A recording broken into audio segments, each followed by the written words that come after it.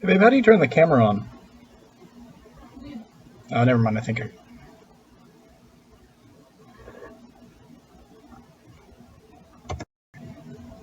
Hey guys, welcome to the week 6 wrap up.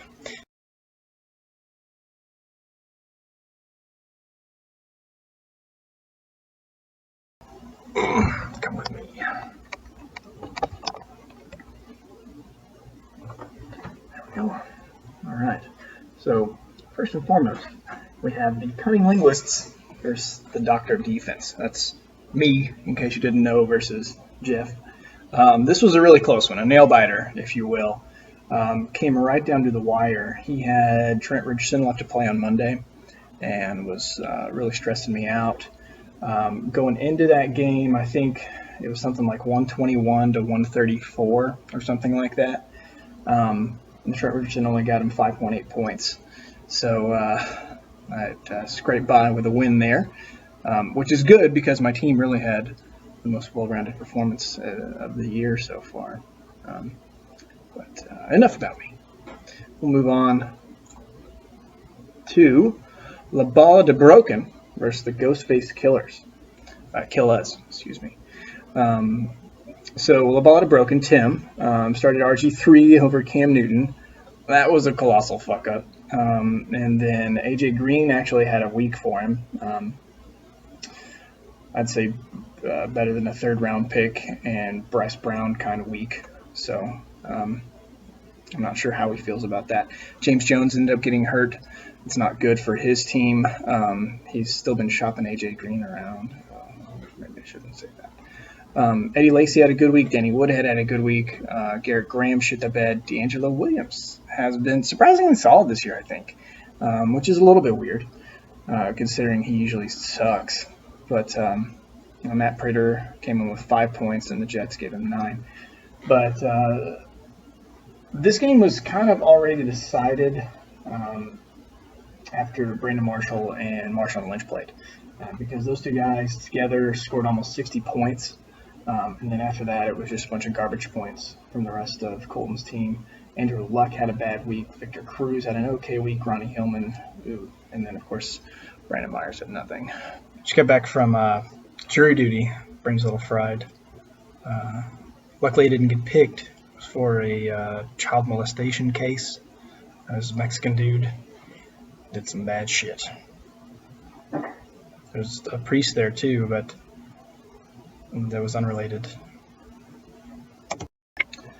Crows before Hose versus Sloppy Seconds. Caleb versus Josh Timms. Caleb was able to pull out the win here. Aaron Rodgers, subpar week for him. Cecil Shorts really gave him no points. I think he got injured early in that game. Deshaun Jackson, solid week. Arian Foster, good. And then Noshawn Marino, man. That guy's been so good this year. So good. Antonio Gates, bad week. Danny Amendola also got injured. Bad luck with the injuries there for Caleb. But again, he did end up with the win. 13 points out of his kicker and 14 out of his defense. Josh Timms started the Vikings defense, which netted him a total of 0 points. They allowed a lot of points. Willis McGahee, not a good week. Zach Stacy did all right. Julius Thomas, of course, did well. Colin Kaepernick did okay, I guess. Andre Johnson, former cunning linguist, went ahead and gave him 12.3 points. So one of his better performances. Maybe we should talk about Zach's trade.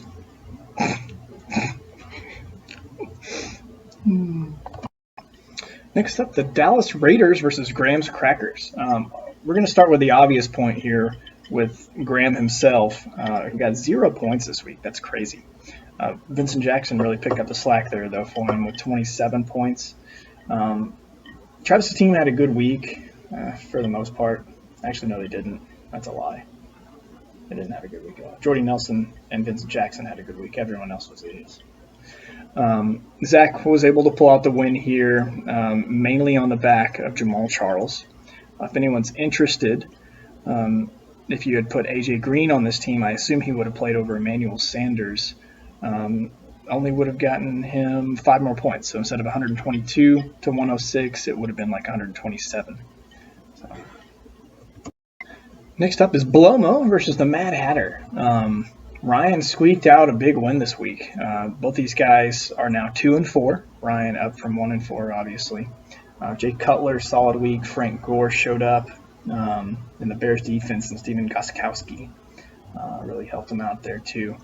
As for Blomo, he had a big week out of Reggie Bush, and then everyone else was kind of iffy. And Antonio Brown was decent, but no one else did really great for him. So rough week. Tony Romo only got him 8.8 points. They still won though. So. And last here on the depth chart, we've got Clever Girl versus Can I Pick a Punter. Rael has up to now been undefeated, but really, actually no, that's not right. He got beat last week. Anyways, he won this week somehow with a score of 77. Peyton Manning with only 13 points. Wes Walker with 15 was his highest scoring player. AP with 9.8. Fred Jackson 6.8. Not a great week there. But Drew had an even worse week. Reggie Wayne was his highest performer with 11 points. And then he had people like Greg Olsen and Anquan Bolden just really, really fucking him. Hard to see. So, sorry if it was short, but best of luck everyone next week.